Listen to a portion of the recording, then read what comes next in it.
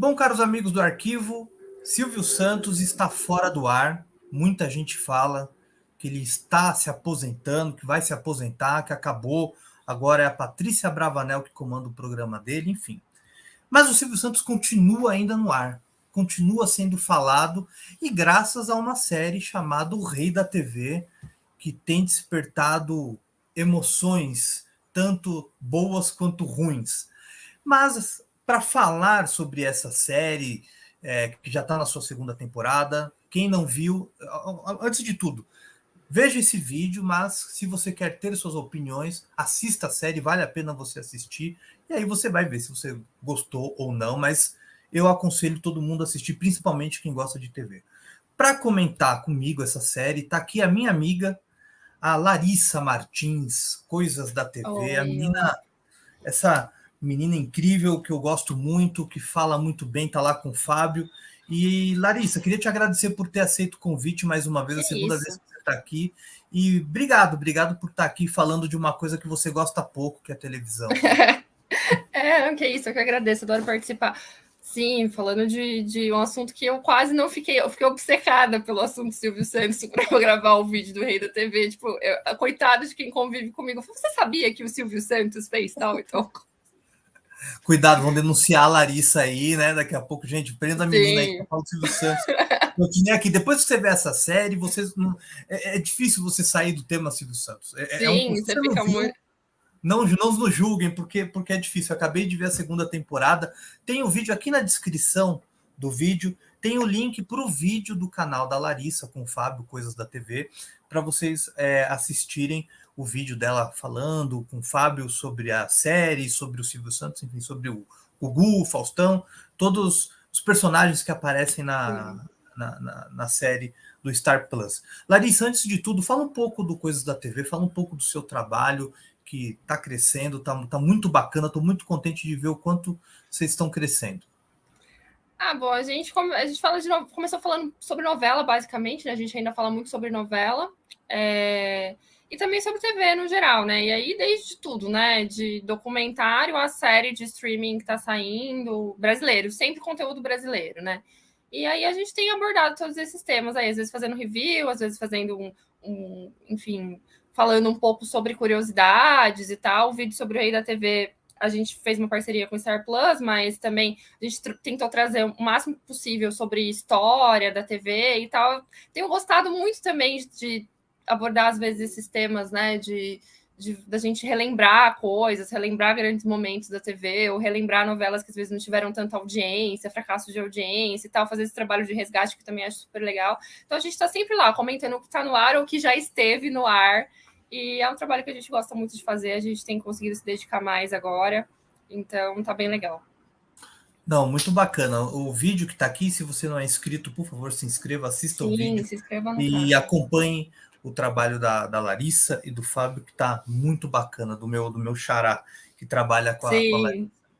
Larissa, vamos lá. Segunda temporada, você viu como eu a primeira e a segunda temporada, Uhum. basicamente a história do Silvio Santos, que conta ali, focado com flashes da infância, ele como camelô, do início da carreira dele ali, mas basicamente a primeira temporada é aquela parte em que ele tem um problema na garganta, vai para os Estados Unidos, Sim. o Gugu vai para Globo, volta para SBT, e a segunda temporada é os anos 90 com os anos 2000 misturado, uma mistura, com a crise do Pan-Americano. Larissa, você acha que uma série desse tipo, ela consegue, de fato, atrair o público a tentar entender e conhecer um pouco mais a história da televisão? Ou ela cria mais dúvidas do que uma busca do conhecimento? Eu acho que um pouco dos dois, né? Depende do público para quem você acaba atingindo, né? O que eu percebo no canal é que, assim, a gente que viveu os anos 90, a gente tem uma ideia de que todo mundo viveu, né, os anos 90. E não é verdade, né? A gente tem um público que quem tem 20 anos não tem ideia do que aconteceu lá, se eu ouvo falar. Então, eu acho que ao ver isso, tem muita gente que acaba querendo pesquisar sobre, querendo entender, procurar vídeo. Muita gente, por exemplo, acaba chegando no vídeo do nosso canal depois de ver o Rei da TV. Ah, legal, não sabia que tinha acontecido assim. Porque tem toda uma contextualização histórica que ali tá diferente, né? Você tem uma linha do tempo feita para o roteiro da série. Mas eu acho que cria, assim, uma certa curiosidade. Ao mesmo tempo, eu acho que você tem um público que consome muita série, e aí, porque, enfim, o streaming tá aí, que não vai ter necessariamente essa super curiosidade. Você vai assistir essa série, terminar aqui e dar play em outra. E aí, neste caso, eu acho que pode acontecer, sim, de você tomar aquilo como verdade, né? Acho que o sequestro do Silvio aconteceu na mesma semana do PCC, que aconteceu ao mesmo tempo do não sei, sabe? Eu acho que pode causar talvez uma certa confusão de que, e principalmente quem não é super ligado à TV, né? Porque também uma série tá lá no streaming, às vezes você vai assistir sem ser necessariamente uma coisa que super te interessa, né? Tipo, não é o seu assunto preferido, mas o Silvio Santos. O Silvio Santos é uma coisa que transpassa a TV necessariamente, né? Ele é uma figura quase mítica no Brasil, né? Então, às vezes você sente interesse em assistir sem necessariamente amar a televisão. Então, pode ser também que eu acho que cria, eu acho que tem os dois lados. Eu acho que tanto cria uma curiosidade, mas também pode. O que tá ali é verdade, pronto, aceitei e é isso. Uma das minhas preocupações, né, é a questão do tal efeito Mandela, né, de muita gente às vezes ver aquilo. Tem uma cena que fala do quando o Silvio tentou a presidência em 89, tentou ser candidato, foi candidato e foi barrado. Isso é um fato. Dele numa comunidade, dele distribuindo panfleto, que foi algo que não existiu. Né? Aquilo não ocorreu, ele nem deu tempo dele começar uma campanha política corpo a corpo. Ele, de fato, foi para a televisão, teve coletiva de imprensa. Houve até um pensamento dele ir para um debate da Bandeirantes, que não aconteceu, ele nem chegou perto do estúdio, enfim. Isso que eu acho que, às vezes, as pessoas podem acreditar que aí cria aquilo. Eu vi o Silvio na rua com panfleto. Na verdade, isso não existiu. Mas é interessante, né, Larissa? Pelo ponto do que você falou, de que o Silvio, ele ultrapassa a televisão. E uma coisa que é verdade, né? Você até falou dos anos 90, para muitas pessoas, eu vivi os anos 90, para muita gente isso é coisa de velho, isso já me deixa triste. Sim. Mas você já tá velho, poxa, eu fico chateado com isso. Mas há uma geração que ainda, né, já uma geração dos anos 2000 e pouco, essa que tem 15 anos, não tem o Silvio como uma nostalgia, como você, Não. como eu, como muita gente que viveu essa época. Até do próprio Gugu nos domingos também, porque é uma coisa que o Gugu saiu dos domingos em 2012, se não me engano. Então, imagina, há uma geração que não vai saber quem é o Gugu. Então, eu acho que isso é interessante também para levar a geração. Quem são essas pessoas que ainda têm uma força muito grande, né, no imaginário popular, né? Sim, super. Mas é curioso que, assim, para uma geração que hoje em dia tem 20 e poucos, o Silvio já é menos, né? Eu me lembro muito de uma situação que eu tava, assim, eu e os meus primos, a gente obviamente cresceu assistindo Topa Tudo por Dinheiro, essas coisas todas, todo mundo, domingo na casa da minha avó e tal. Aí um dia a gente tava cantando aquela música do Ritmo de Festa, e entrou a gente devia ter uns 15, sei lá, 16. Entrou minha prima, que na época tinha uns 7. Ela falou assim, credo, que é isso que vocês estão cantando? É uma porrada.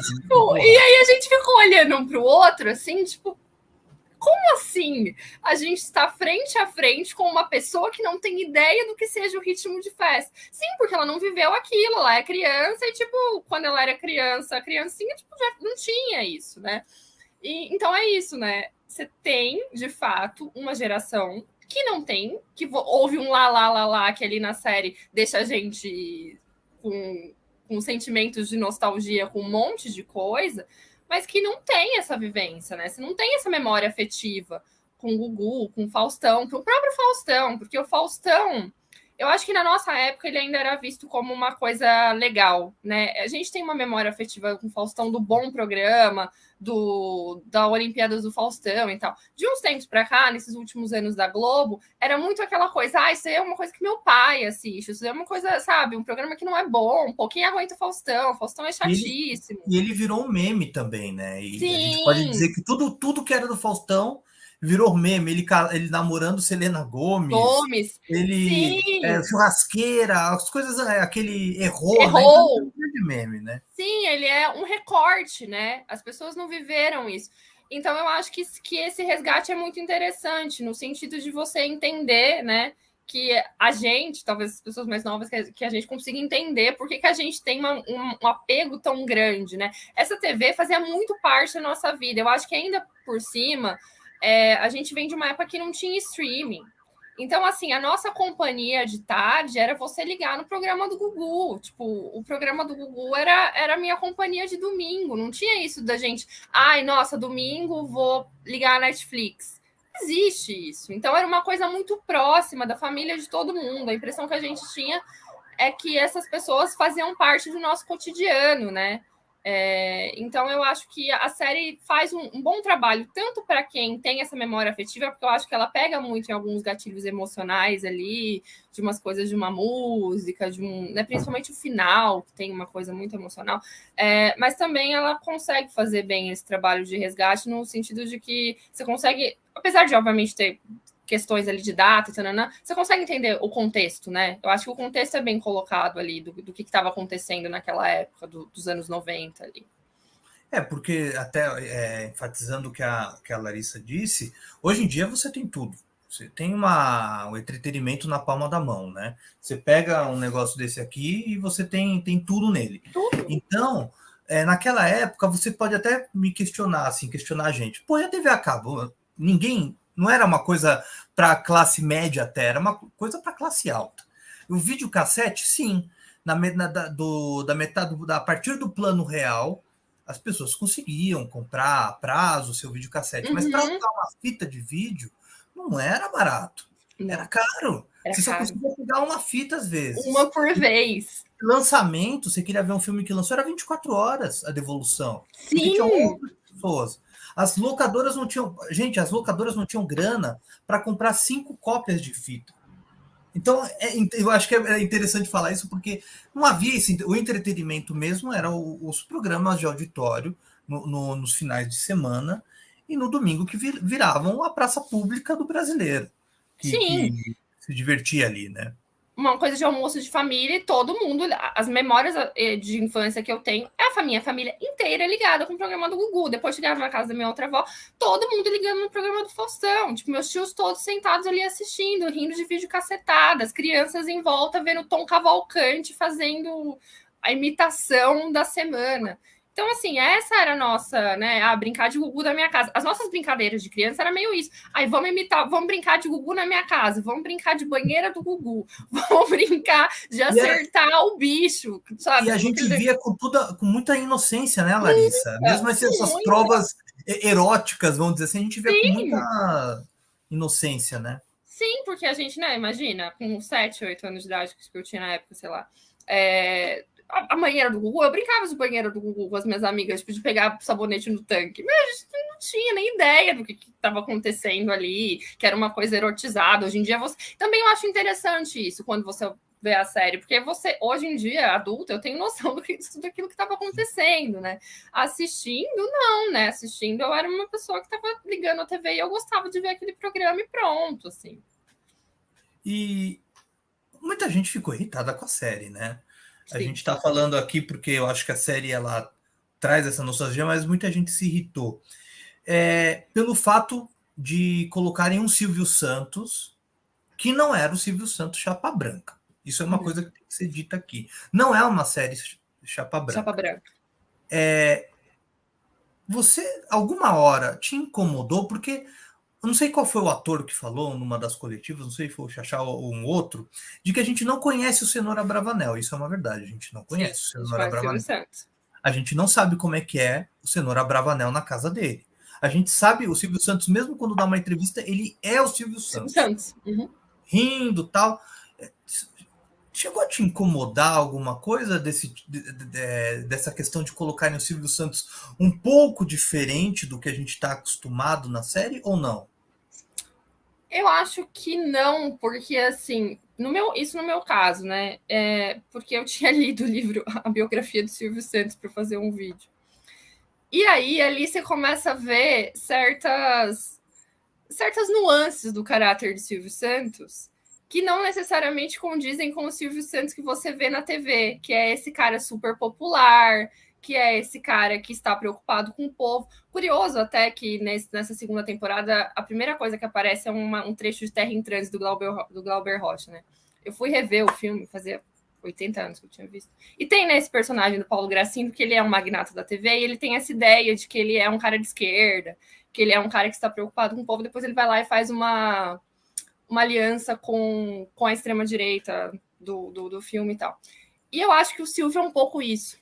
A gente tem essa ideia, porque ele criou esse personagem, de que ele é um cara extremamente popular, porque ele tem com ele a história dele ter sido camelô, dele ter sido essa ideia maravilhosa que para o brasileiro é perfeita, do cara que subiu com as próprias pernas, né? Tipo, a história perfeita da meritocracia, tipo, ele foi lá e correu atrás, né? E quando, na verdade, hoje em dia ele é um grande empresário. Ele é empresário, tipo, ele foi virando um empresário que ele tem tudo, ele tem banco, ele tem incorporador, ele foi fazendo de um jeito que, tipo, que o grupo Silvio Santos cobrisse tudo o que ele tem como patrimônio, né? Tipo, estão tudo nas mãos dele. Então, obviamente, ele tem interesses, né? E isso é muito mostrado na série, né? Ele indo lá falar com presidentes e fazendo acordos, o próprio escândalo do Banco Pan-Americano e tal. E eu acho que é interessante, talvez, a gente quebrar um pouco essa ideia, né? Ou pelo menos você ter um pouco de curiosidade para quebrar essa ideia de que o Silvio talvez não seja esse homem que a gente vê na TV, né? Que talvez tenha uma outra camada ali que ninguém conhece, nem quem escreveu a série, nem a gente. E assim, nem lendo a biografia dele, porque a biografia do Silvio Santos foi escrita por amigos dele, então tipo, você tem uma visão um pouco enviesada sobre o que pode vir a ser o Silvio Santos. Um livro muito bom é aquele do Maurício Sticer, né, do Topa Tudo por Dinheiro, que ali você tem uma noção um pouco maior, mas ainda assim é uma noção, você não sabe se aquilo ali é o Silvio. Então eu acho que o Silvio na verdade é uma ideia, sabe? O Silvio não existe, tipo, o Silvio é uma ideia que a gente construiu, e que pode ser várias coisas, né? Então, nesse sentido, não me incomodou, porque eu acho que é isso. O Silvio é meio que você quer enxergar no Silvio. Se você quer enxergar um cara 100% legal, você enxerga. Se você... Essa geração mais nova tem muitos problemas com o Silvio Santos, né? Porque viu ele se aliar, por exemplo, ao último governo, viu ele falar coisas que não são... Né? Pô, ele foi preconceituoso em mil situações e tal. Então, você já não tem mais essa aura tão mítica do Silvio Santos, né? Você percebe que o Silvio Santos é um cara que tem falhas ali, que às vezes ficam muito claras. E nesse sentido, eu acho que a série é bastante competente, assim, que cria um Silvio que é uma outra ideia de Silvio que cabe, porque, na verdade, o Silvio Santos é um personagem, né? Eu acho que o fã-clube, né? Assim, Silvio Santos até que é legal, que estraga o fã-clube. Uhum. Né? Do tipo, o pessoal leva muito, muito numa paixão que às vezes não enxerga um pouco o que tem ali, né? Eu acho que é que nem você gostar de uma banda, a banda tem 10 CDs, 10 álbuns, e pelo menos 3 não é bom e você não aceitar isso, né? Do tipo, ó, tem 3 que não são bons, tem 3 que são pé no saco, né? Os caras erraram a mão lá, mas tudo bem, não, eu acho que é isso, acho que é tudo, ninguém é perfeito. Mas o ponto, uma coisa que você falou da série que é verdade, é que o Silvio ele sempre teve uma ligação muito forte, muito estreita com o poder, independente de quem quer que seja. O SBT quase quebrou em 90, quem salvou o SBT foi o próprio Collor, né? E o Silvio adorava o Collor, ele sempre elogiou o Collor, por ele o Collor seria um animador de auditório, e claro, quem salvou o Pan-Americano foi o Lula. Quem salvou o Pan-Americano foi o Lula. Aliás, o Brasil, quem fala que o Lula é comunista, para mim é um negócio muito louco. Assim, né? É um negócio doidaço. Eu fico querendo saber onde está o comunismo que a gente viveu nesses anos do Lula e tal. Porque o Lula salvou o Pan-Americano, o Silvio pediu ajuda e o Silvio foi salvo por conta do governo, que a gente sabe que no Brasil antigamente se liquidava banco, agora hoje em dia se salva banqueiro, né? Mas enfim. Uhum. Então, eu acho que o Silvio é uma coisa, como você bem disse, e o Abravanel é o empresário que vai querer defender as coisas dele. Ele defendeu a ditadura militar porque ele foi militar, ele era paraquedista, ele foi da turma de paraquedismo, e tem outra história. Era ali que ele conseguiu o canal de televisão dele. Foi. E numa história que, assim, foi... ele teve que ir muito para conseguir essa concessão do SBT. Foi muito difícil. O Silvio fez reunião com o Médici, que, tipo assim, era o pior do pior da ditadura. E aí ele se sentia grato e ele começou a fazer a semana do presidente no SBT. Não, era um negócio. Simplesmente mostrar a semana de um general, de um ditador na TV. Então, assim, ele é ótimo. Eu amo o Silvio como essa ideia de Silvio Santos, de animador de auditório. Sim, fez muito parte da minha vida. Acho um cara genial. Inclusive nesse monte de histórias que ele tem. Porque, de certa forma, é genial. É de uma inteligência um pouco além da média, assim. Mas é claro que é um cara extremamente controverso, né? Em muitas situações. Assim como o Roberto Marinho. Sim. Assim como o Roberto Marinho. Você não vai pegar o livro do Pedro Bial para ler alguma coisa falando mal dele. Não tem. E o Roberto Marinho foi um cara que soube controlar muito bem, muitas vezes, o governo em suas rédeas, né? Outra, não é uma questão que eu acho que as pessoas têm que entender, que não é uma questão pessoal que a gente está falando, nem ideológica, é uma questão de fatos, né?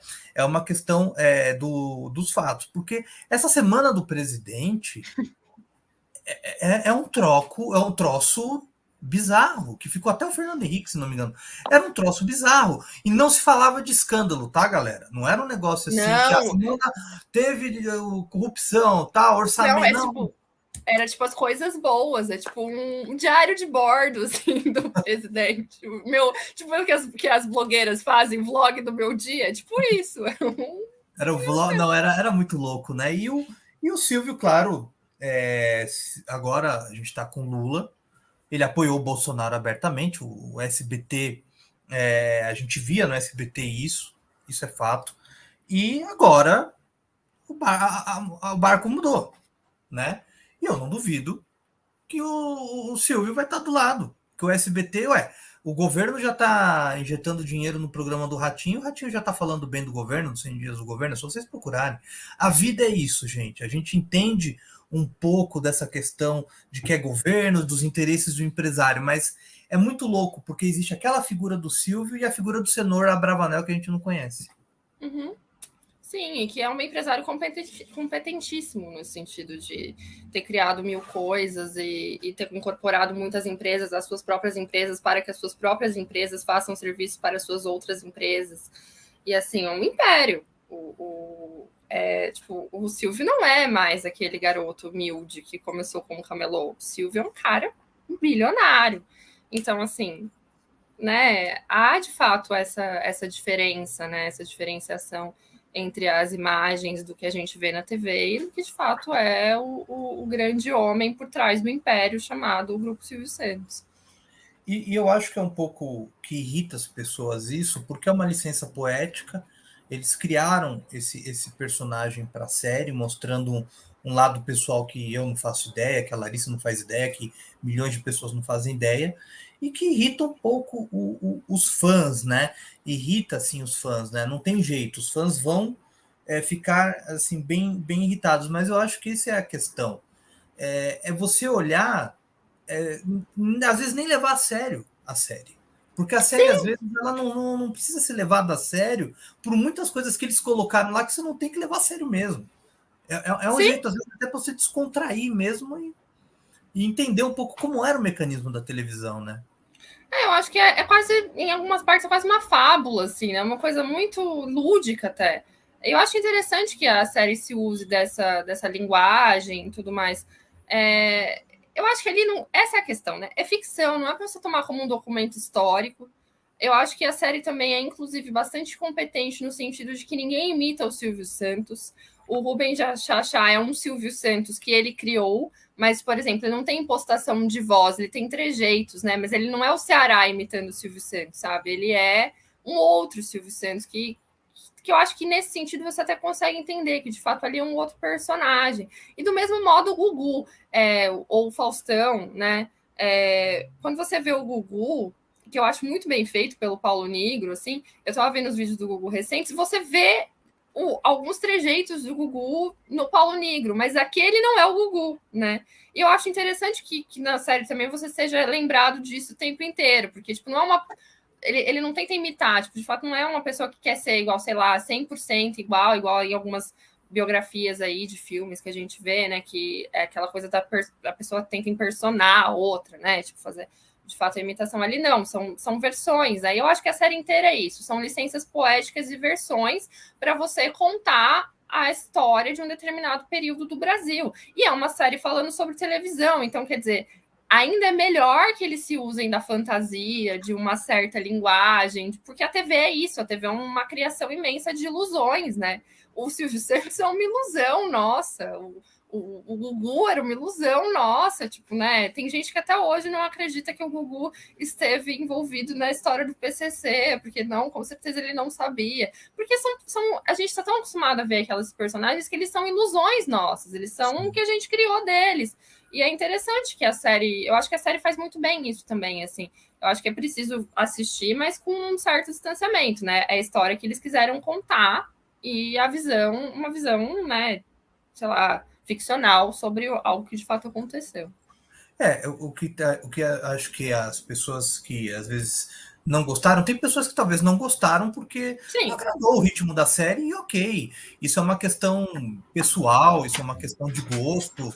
Tem muita coisa que eu também já vi, e particularmente não gostei mesmo, muita gente gostando. Eu acho que isso é democracia, a opinião de cada um tem que ser preservado, e é isso aí, é do jogo.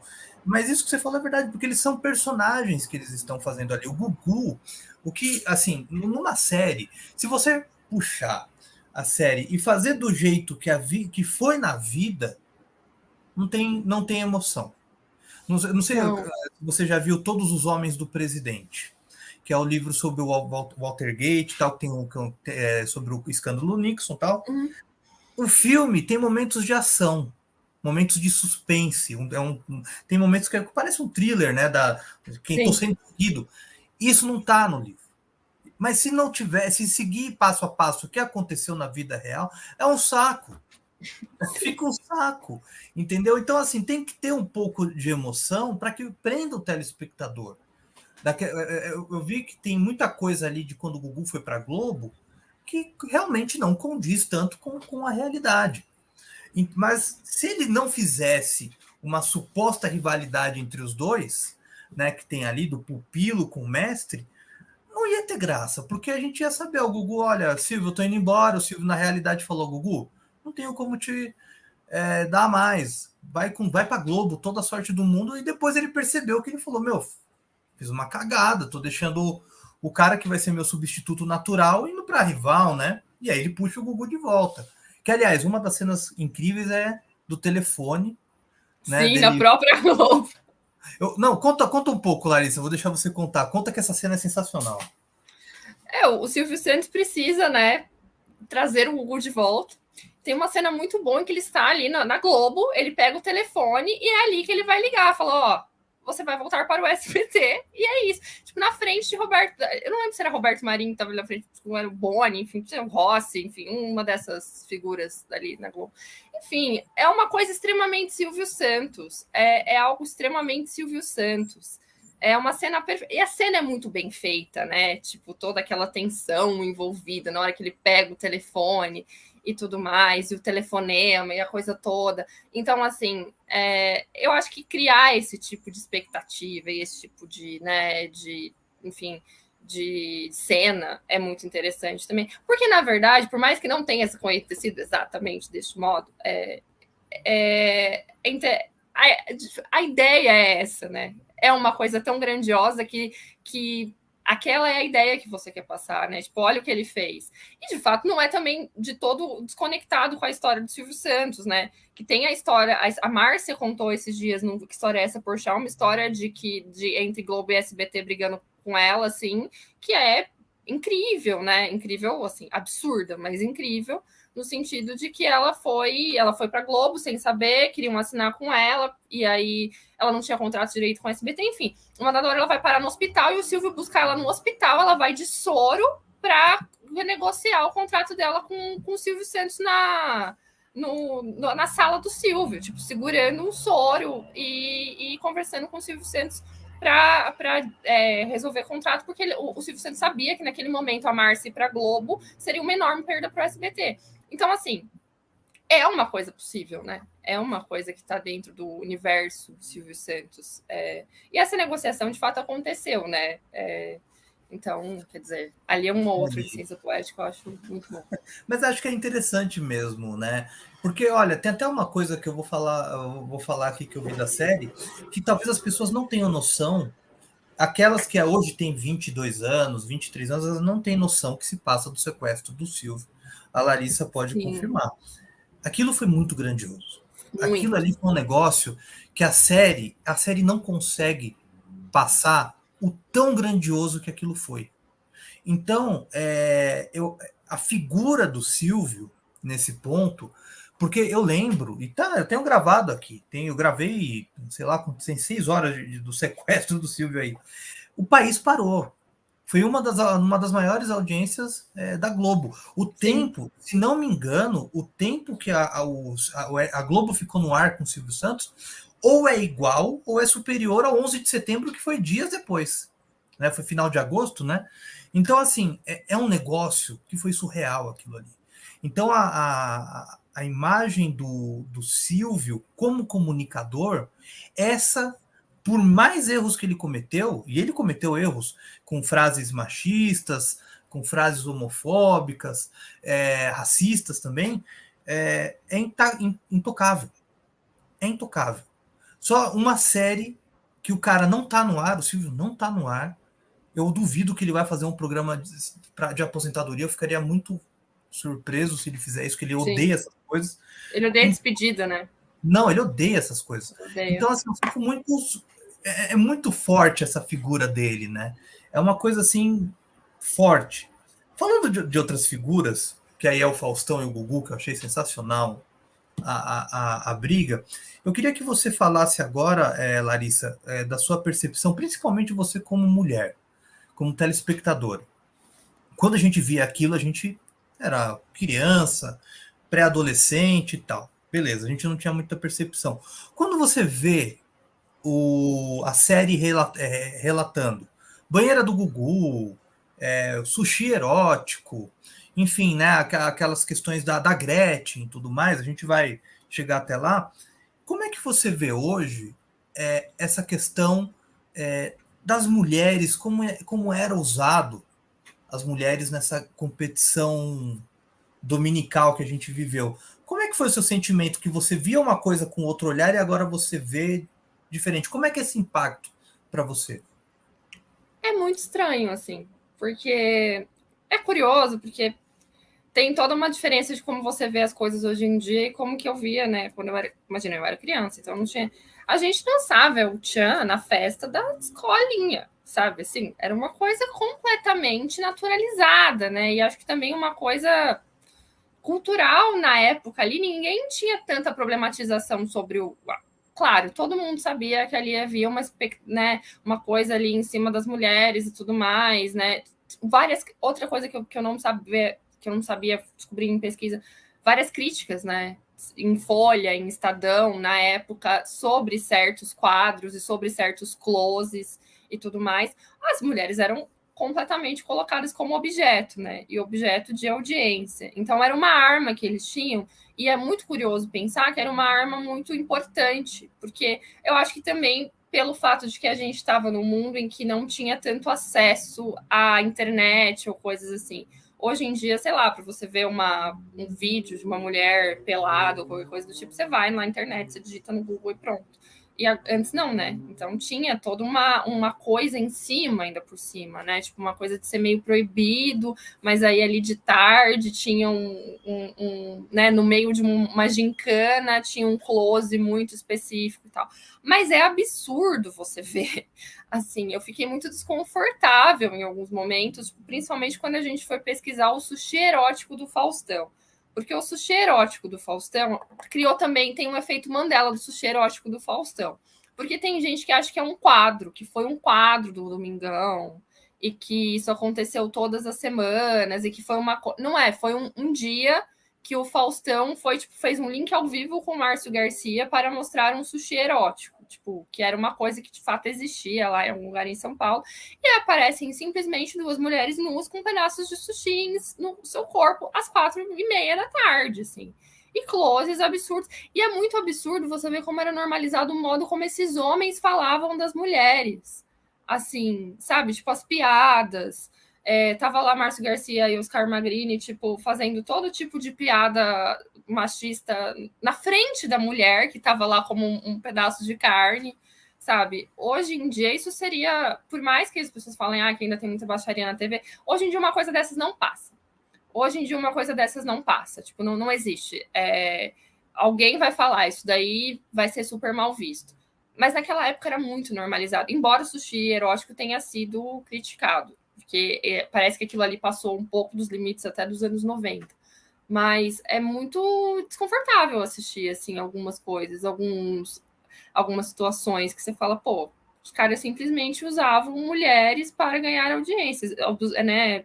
Usavam o corpo da mulher como arma de audiência. E não valia nada, né? Assim, no sentido de que não tinha nenhum respeito, né? Era uma coisa muito normalizada, assim. Ninguém tinha cuidado, ninguém tinha o mínimo de, enfim, de nada. Era ali uma coisa a serviço dos homens e a serviço da audiência, né? Era quase como era quase como uma coisa não humana, né? Sei lá, o que você ouvia de voz de Luísa Ambiel? Ou de, sabe, ela era simplesmente um corpo ali que aparecia e pronto, né? É muito doido assistir com distanciamento, assim. Não, e naquele domingo, porque o sushi erótico, se não me engano, foi em 97. Isso, Em 96 foi o Latininho, que já foi um foi. show de horror. Mas em 97 foi o sushi erótico. Naquele programa, eu até decorei isso, naquele programa teve o sushi erótico, a Cláudia Raia estava E em a, algum restaurante, sim, e aí ela fez perguntas. sim, Não, escabrosa. e uma pergunta que é tipo assim, qual é a sobremesa? Depois que vocês terminam de comer o sushi, qual é a sobremesa? Não, não, e outra, teve um concurso Do do, bumbum. do bumbum masculino mais bonito. Eram homens, desculpa o palavreado, com a bunda de fora. Sim. Então, assim, eu acho que aquele dia tem uma fala que eu acho que é sensacional, isso não ocorreu. Se ocorreu, que o Silvio Santos liga para o Rossi, que é o Boni, né? Que não não pode falar Boni, não é o Rossi. Ele fala assim: vocês ganharam da gente hoje, mas hoje vocês viraram SBT. E aí o Sim, cara liga o telefone e Silvio dando risada, né? Então, porque aquilo foi a última vez que o Faustão apelou mesmo. Aí ele chega, acabou, não dá mais. Vou levar pra cacetada mesmo, vou levar porrada. E foi o que aconteceu, né? O Faustão perdia pra caramba porque o sim. Gugu ele não parou. O Gugu não Não. parou. E o Gugu ele tem um diferencial do Faustão. O Faustão é um cara de rádio, né? É um cara que veio da rádio, ele é um cara muito rápido, um cara muito inteligente, um ótimo comunicador, um dos maiores, né? Só que ele não era produtor. Algo que o Gugu foi. Uhum. Então isso que era o diferencial. Acho que o Gugu ele conseguia alcançar o Faustão pela visão de produtor dele, coisa que o Faustão não Sim, tinha. Isso não é sim, um defeito do Faustão, cada um tem suas vivências na televisão, né? E o Gugu sabia muito bem, né, como produzir o programa, então não tem jeito, né? Mesmo com toda a baixaria. E com uma questão que, atenção, molecada, era comum você ver mulheres seminuas 3, 4 horas da tarde na televisão, e nós, como crianças ali, até pré-adolescentes, não via uma maldade por um simples fato, porque o Gugu não botava maldade naquilo, na fala sim, dele. Ele sim. não havia nada de pornográfico no que ele falava. Não, não. Ele era um gentleman, era um cara muito educado. Então, Sim, era um combo, né? Era muito interessante isso. Você parar para ver, não que é interessante a mulher, mas é interessante como o Gugu transformava aquele programa que muitas vezes era de uma tragédia, né? Para um negócio erótico, para uma brincadeira banal, ele sabia fazer, ele era o único mesmo. não, e ele tinha uma coisa quase. O Gugu era uma figura quase infantil em certos momentos, né? Ele servia muito como esse, quase um animador de programa infantil, assim. Tanto é que ele ia muito para essa parte do lúdico, o pintinho amarelinho, as músicas e tudo mais, porque ele sabia que ele tinha um público infantil muito grande ali. A coisa do táxi do Gugu, de se vestir de outros personagens, ele tinha um apelo Então não tinha. De fato, não, assistindo o programa do Gugu é muito diferente, por exemplo, do Sushi Erótico do Faustão. E eu acho que é por isso que chocou tanto. Porque o Sushi Erótico do Faustão, ele tinha. Ele me incomodou ao extremo, porque assim, ele era cheio de piadas de duplo sentido. Era cheio ali você via de fato a erotização da coisa.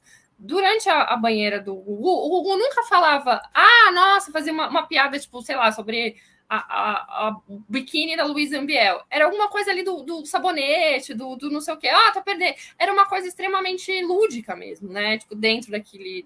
É claro que tinha um apelo de audiência, é claro que ele sabia o que ele estava fazendo, mas ele conseguia correr com esse programa de modos que você assistindo nem achava que era tão apelativo assim. Você falava, não, normal, né? Acontece. E eu acho que isso é talento, né? O Gugu tinha um talento muito absurdo para esse tipo de. Ele sabia o que a audiência queria ver também, e ele tinha um contato com o público dele muito interessante, assim, de entender o próprio público, né? Que eu acho que talvez é o que falta hoje em dia, se você for pensar principalmente em programa de domingo, tal, é uma desconexão muito grande com o próprio público. Por exemplo, se você vê alguns apresentadores aí, tem quase um abismo. O Gugu não, o Gugu sabia para quem ele estava falando, com quem ele estava falando, e ele tinha contato com essas pessoas, né? Ele sabia quem eram essas pessoas. Eu sempre falo, né? Eu até entrevistei o filho do Flávio Cavalcante, né? O Flávio Cavalcante Júnior, que o Flávio, ele tinha um jeito jornalístico, né? Ele fazia um programa. Ele era um jornalista, né? Então o programa dele era muito mais jornalístico do que um de entretenimento, né? E o Flávio, ele era um cara que fazia debate, que conduzia polêmica, que às vezes fazia matéria fora do estúdio e tudo mais. Eu vejo que o Gugu, e muita gente acha que nunca falou nisso, né? Mas é uma visão minha, talvez eu possa estar errado, que o Gugu bebeu muito da fonte do Flávio Cavalcante, não do jeito explosivo dele, mas do jeito de comandar um caso do chupacabra. O caso, sei lá, do Carandiru, daquela moça lá sensitiva, lá, esqueci o nome dela. Socorro Leite. Isso. Então, assim, é uma escola que o Gugu soube fazer melhor do que ninguém, porque ele soube ter o jeito do Silvio, ele iniciou com o jeito do Silvio, mas depois ganhou o dele, com o que o Flávio fazia, ele misturou os dois. E isso deu muito certo. Isso o Faustão não conseguiu, o Silvio não conseguiu, ninguém outro conseguiu. É uma característica muito forte. E eu vou falar uma coisa para você dessa questão da série. Eu gostei do ator, eu acho que o ator fez muito bem o Gugu. A única coisa assim que eu me senti um pouco incomodado, e às vezes com a personalidade que colocaram no Gugu. Que ele não parecia ser aquilo.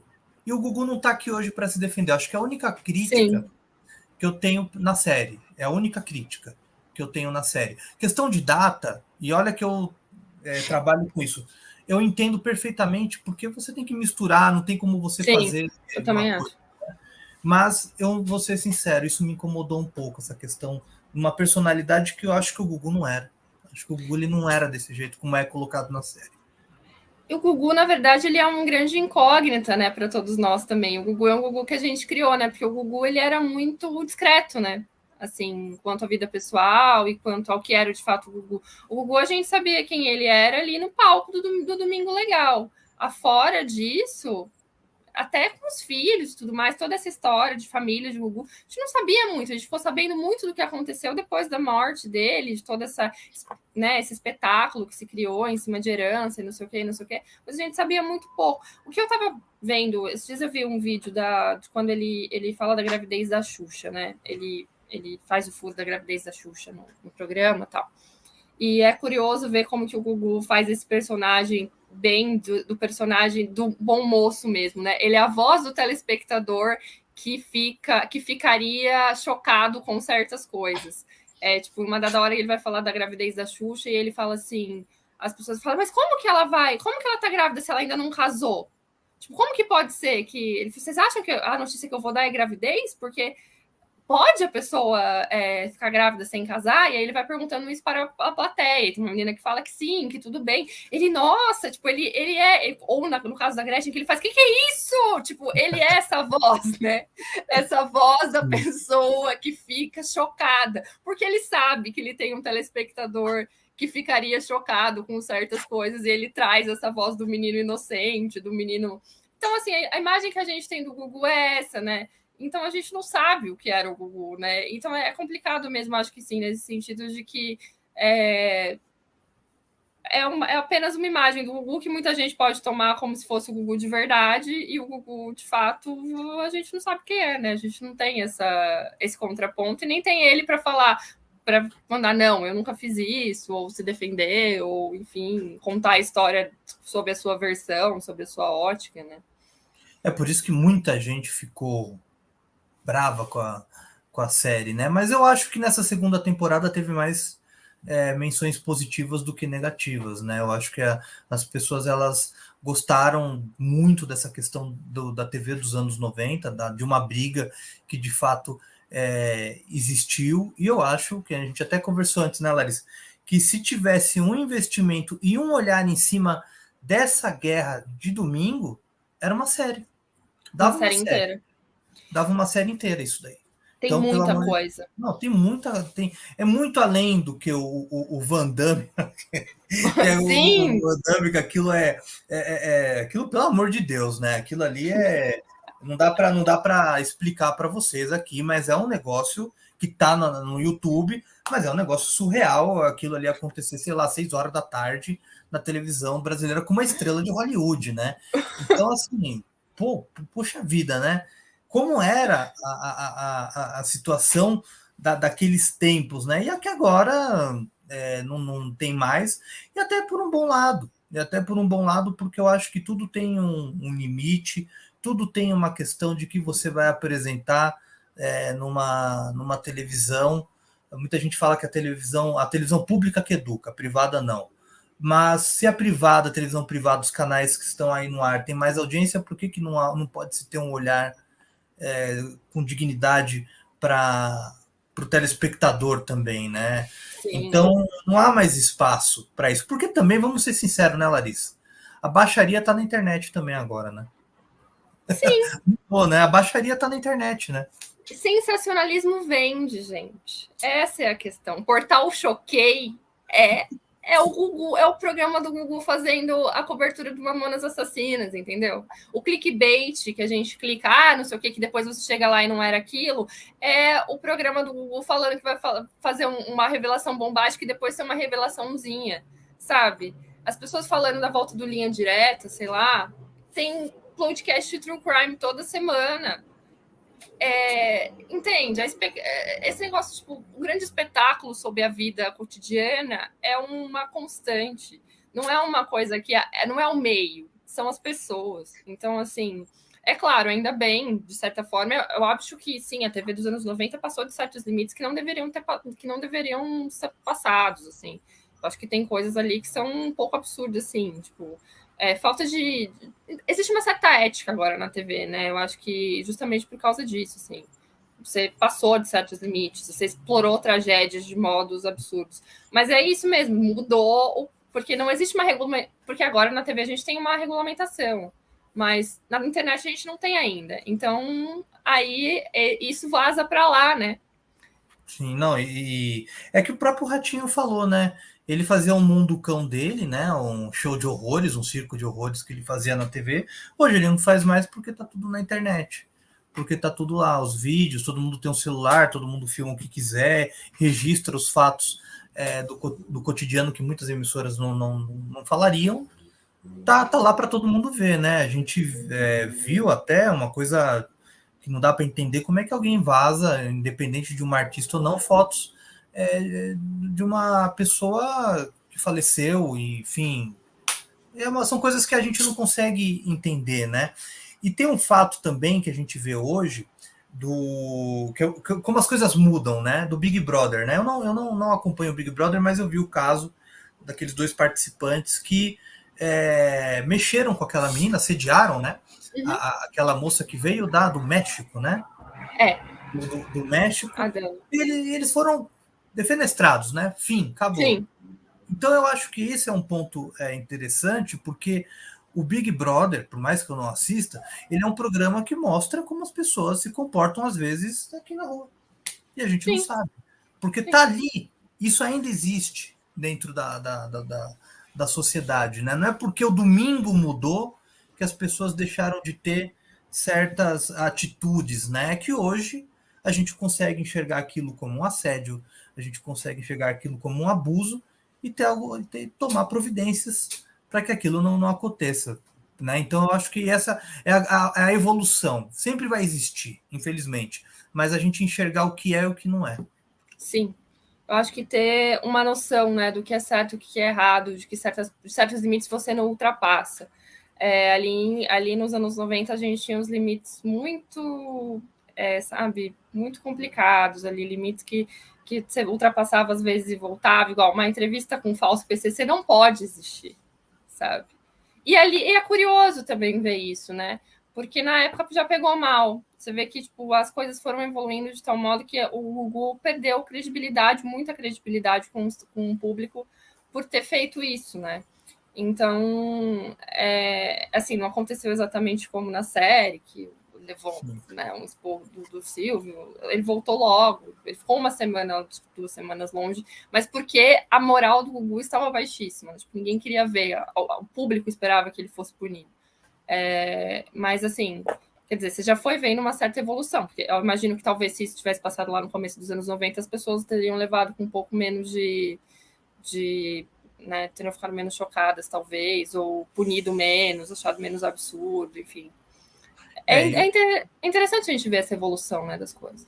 Sim, sim, porque eu acho que quem ganha é o telespectador, mas a internet ela ainda é um mundo solto, né? Eu acho que deveria Sim. ter regulamentações, eu acho que mas é censura, meu amigo.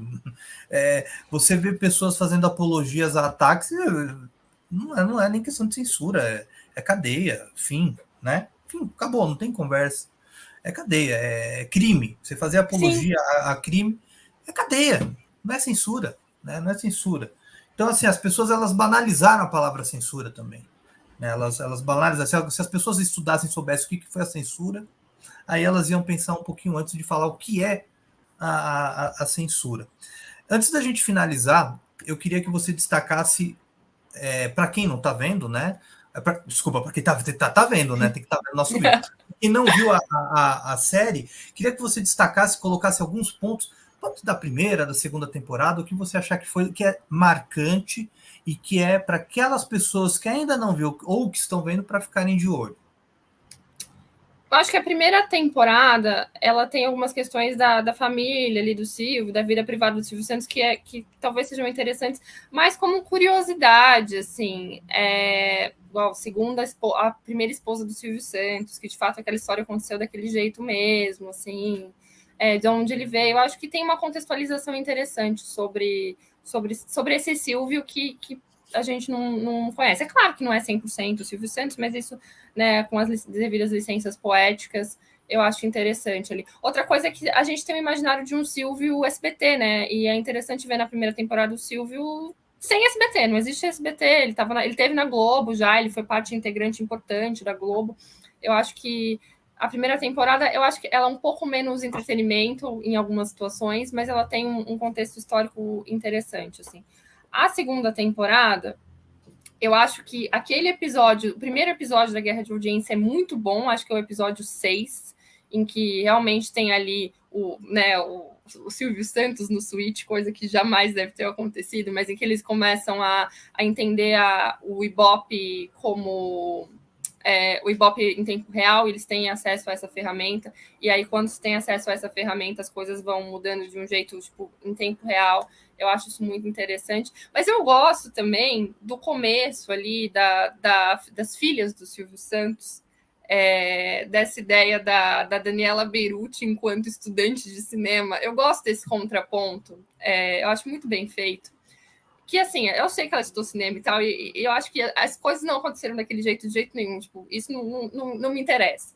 Mas é interessante o contraponto da cultura popular versus a cultura erudita que tem ali, né? Que é aquela coisa das pessoas que estudam com ela não odiarem o SBT porque o SBT é popular.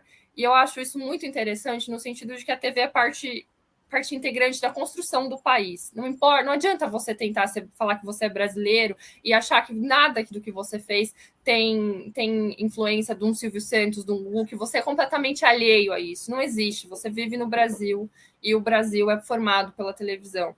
E eu acho muito legal esse contraponto ali de mostrar que, tipo, que existe um público que se acha muito erudito, que se acha né, que eu não consumo, eu só consumo os filmes do Glauber Rocha, eu só consumo os grandes, sabe? Eu assisto MTV, muito interessante também a colocação da MTV ali como a contracultura, né?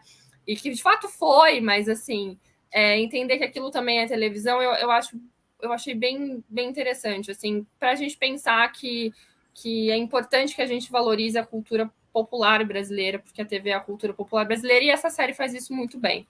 A parte do Banco Pan-Americano, eu acho assim, para você entender o Silvio enquanto empresário, né? Mas talvez a parte que menos me interessou ali. Tipo, eu sabia mais ou menos como é que tinha acontecido, mas eu acho que tem gente que não tem esse contexto do Silvio empresário, o Silvio envolvido em escândalos, né?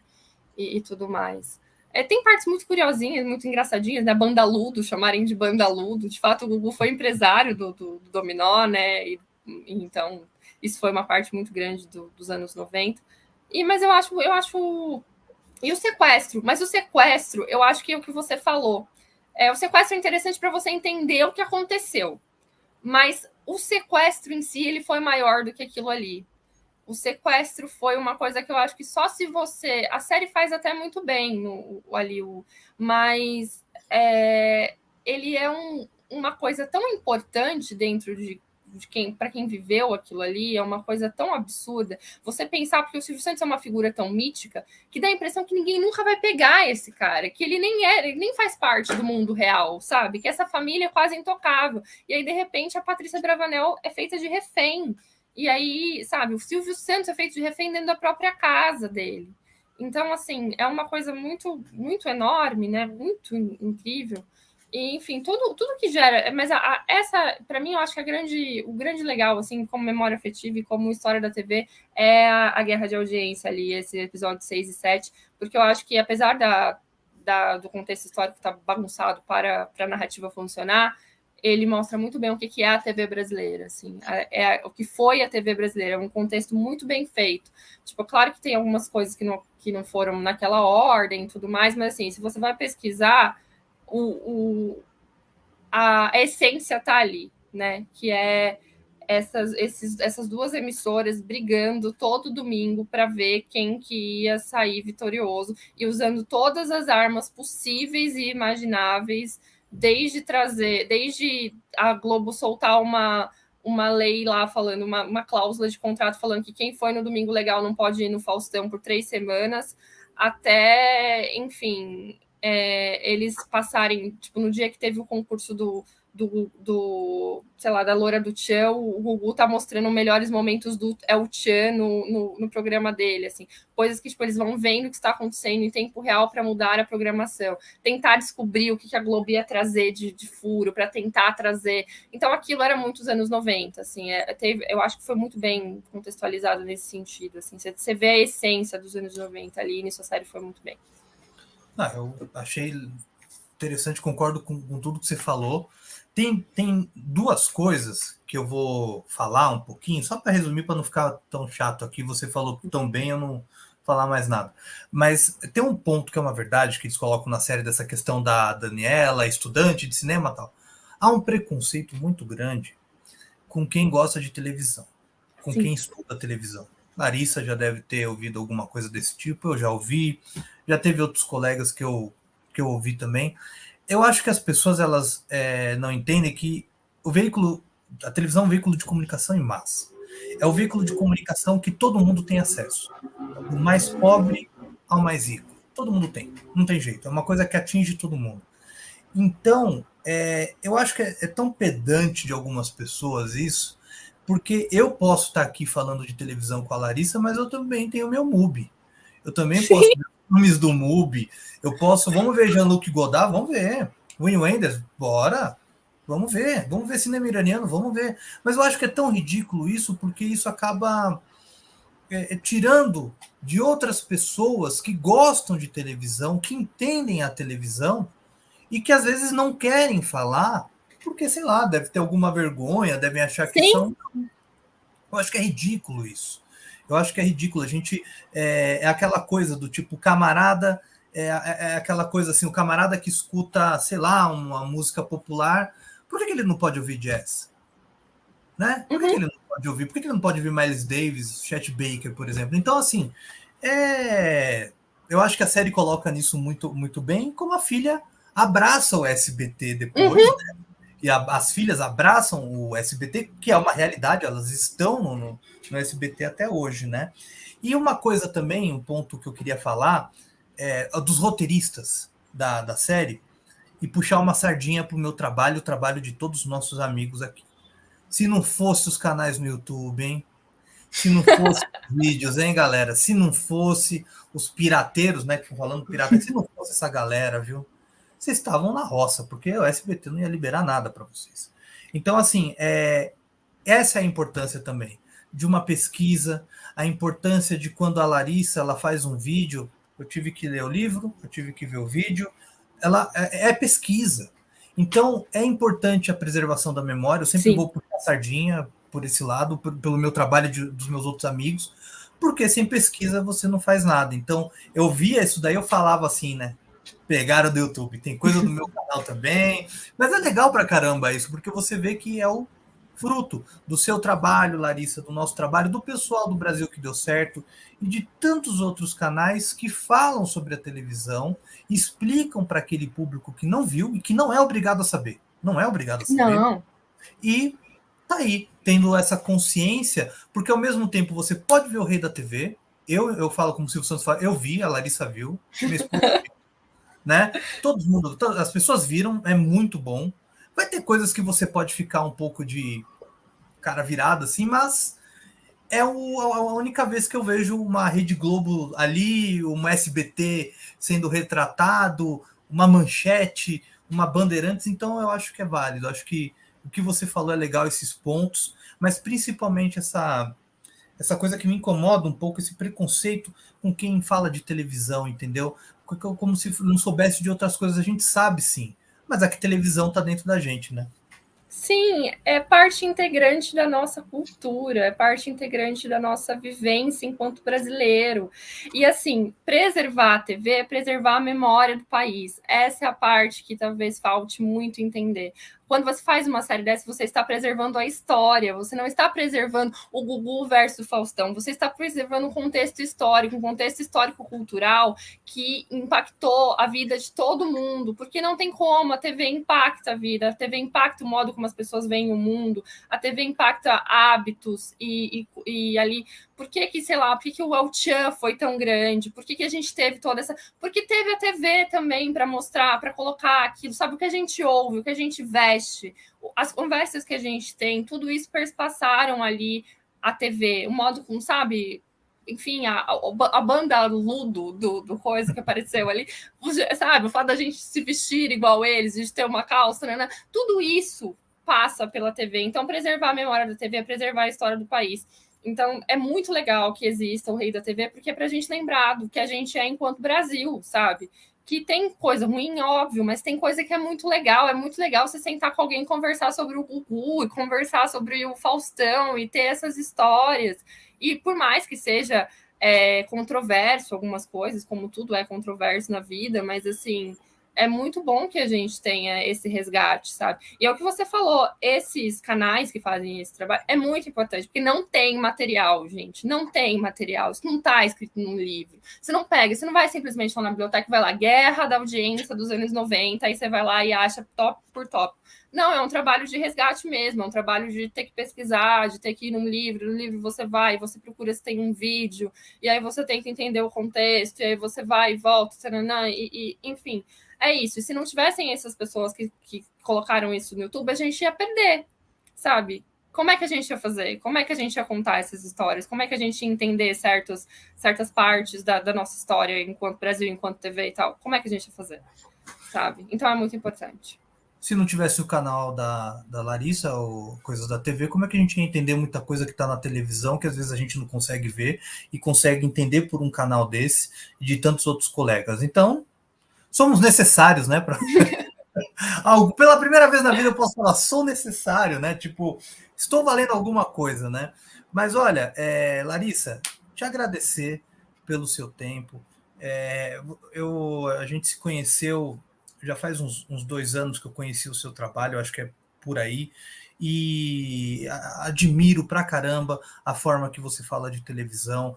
A sua temporada no UOL foi muito legal. Obrigada. Você, acho que eu torço para que você volte no UOL ou qualquer outro portal, ou qualquer outra mídia, porque ter pessoas como você falando sobre televisão também de um modo sóbrio, de um modo assim, vendo de fato a realidade das coisas, é necessário. Então, obrigado, valeu mesmo por ter colocado seu tempo à disposição, pela amizade, e muito sucesso para você, para o Fábio também, que você tenha cada vez mais sucesso na sua carreira. Obrigada, eu que agradeço. É sempre muito legal bater esse papo, é muito legal ter te conhecido também. Estou sempre trocando aí coisas sobre TV e sobre a vida, então é muito bom ter essa companhia aqui das pessoas que também. Que a gente tem o MUBI, a gente tem TV também, é isso, a gente fala aí sobre vários assuntos. Então, obrigada. E vão lá conhecer o trabalho da gente no Coisa de TV, que tem lá sempre vídeos sobre tudo isso que a gente gosta de falar aqui. Na descrição do vídeo está o link para o vídeo que a Larissa e o Fábio fizeram sobre o Rei da TV. Então, se você não viu, assista. E se você não é inscrito, se inscreva, ativa o sininho, né? Ativa o sininho para receber todas as notificações desse canal que é tão bacana. E agradecer você que acompanhou até agora esse papo. E vá assistir a série, assista, veja. Concorde com a gente ou não, é importante que você veja a série para você ter a sua opinião e falar se você gostou ou não. Se você viu a série e gostou ou não, pode escrever aqui no comentário que as opiniões são bem-vindas. A todos, muito obrigado, valeu mesmo e até a próxima. Obrigada, gente.